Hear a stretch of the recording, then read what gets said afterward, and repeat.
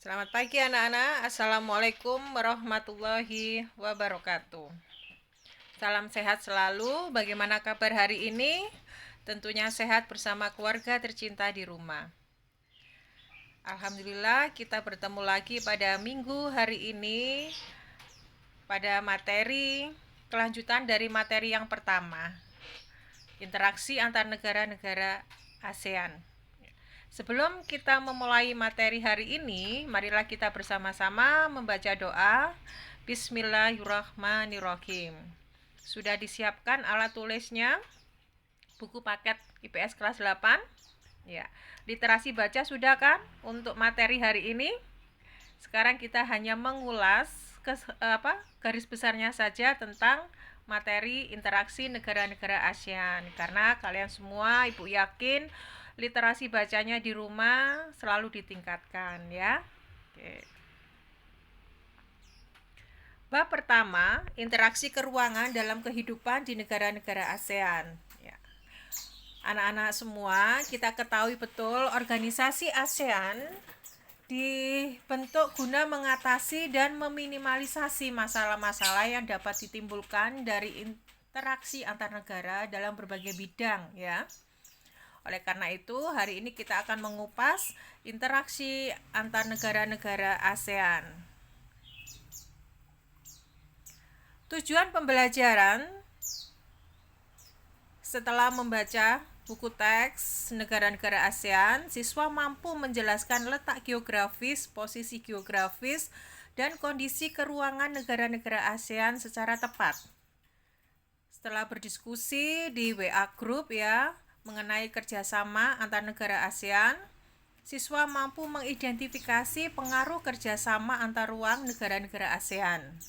Berikutnya, setelah melakukan pengamatan interaksi keruangan di negara-negara ASEAN melalui internet, melalui buku paket, siswa mampu menganalisa pengaruh interaksi keruangan terhadap kehidupan negara-negara ASEAN. Tuh. Interaksi antar negara-negara ASEAN. Apa tujuan kerjasama antar negara ASEAN? Tentunya menjalin hubungan antara dua negara atau lebih dengan tujuan mencapai suatu kesepakatan yang menguntungkan dalam bidang apa saja, Kak? Ekonomi, sosial, budaya, pendidikan, dan politik. Faktor pendorong dan penghambat kerjasama negara ASEAN. Yang pertama, kita pelajari faktor pendorongnya dulu. Apa saja? 1. Persamaan dan perbedaan sumber daya alam.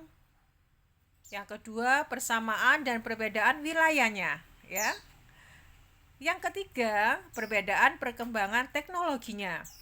Yang keempat, persamaan dan perbedaan budayanya. Itu adalah faktor pendorongnya, anak-anak. Sedangkan faktor penghambatnya apa saja, Bu? Yang pertama, terjadinya bencana, anak-anak. Yang kedua, ideologi negara. Ketiga, kebijakan-kebijakan politiknya. Yang keempat, perbedaan kepentingan-kepentingannya. Yang kelima, perbedaan mata uangnya. Tuh. Bentuk kerjasama antar negara-negara ASEAN yang sudah Ibu sebutkan tadi ya. Nah, sekarang bidang ekonomi. Contohnya yang kemarin yaitu kesepakatan ekonomi Indonesia dan Singapura. Terus bidang sosial budaya itu penyelenggaraan festival budaya antar bangsa itu ya. Tuh. Terus bidang pendidikan. Ya jelasnya adalah pertukaran pelajar. Terus yang berikutnya bidang politik dan pertahanan keamanan. Contohnya apa yang kemarin? Bantuan tentara Indonesia ke Kamboja. Oke. Nah, materi sudah Bu Yanti sampaikan secara garis besar ya, secara kesimpulan saja. Karena Ibu yakin di rumah kalian meningkatkan literasi baca. Di buku paket IPS bab 1 kalian baca lagi pada sub B, interaksi antar negara-negara ASEAN itu. Sekarang sebagai latihannya, latihan ringan saja ini, nggak usah berat-berat, ringan dan menyenangkan. Sesuai dengan kondisi saat ini ya anak-anak ya. Anak-anak bisa membaca, sekali lagi literasi baca ya. Latihannya dalam bentuk kerjasama apa saja yang dilakukan oleh negara-negara ASEAN dalam mencegah dan menangani wabah COVID-19. Jadi latihannya itu sesuai dengan kondisi saat ini.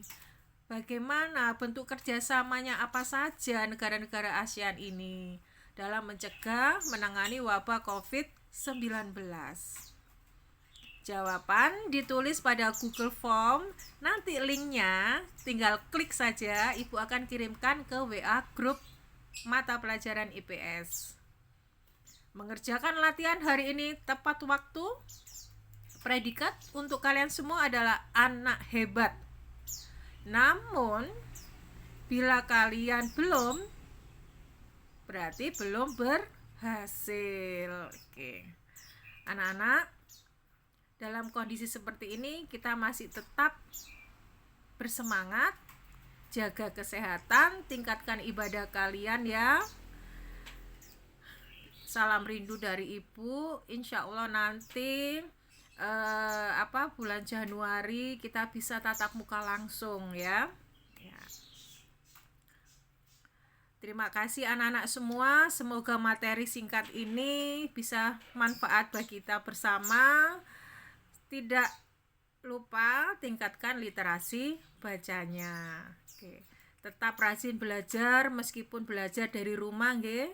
Selalu lakukan perubahan kecil ke arah lebih baik. Nanti hasilnya pasti lebih baik. Terima kasih, salam rindu dari Ibu. Sampaikan salam untuk keluarga tercinta di rumah. Sampai ketemu pada materi berikutnya. Dan ingat, jangan lupa selesaikan latihan ringan dan menyenangkan tadi. Salam rindu, Ibu akhiri. Wassalamualaikum warahmatullahi wabarakatuh.